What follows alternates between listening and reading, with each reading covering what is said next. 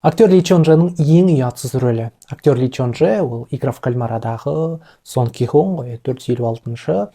Осы жылдар бойы оның көптеген фильмдер болды, дорамалар болды, бірақ бүгін сіздерге оның ең ұятсыз рөлі туралы айтқым келеді. Бұл жерде бас кейіпкер қыз, ол үй қызметшісі болып, бай отбасына үй қызметші болып тұрады. Сол жерде үлкен әжей бар, одан кейін оның ұлы бар, келіні бар.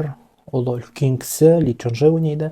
Келіні өзі аяғы ауыр және кішкентай бір баласы бар.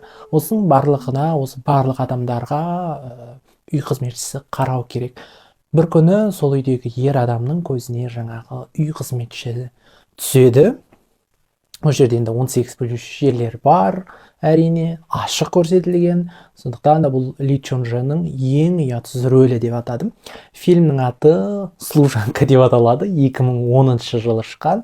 Егер естеріңізде болса, мен ең ұятсыз кореялық фильм деген видео түсірген едім. Оның аты да «Служанка», бірақ ол 2016-да шыққан еді.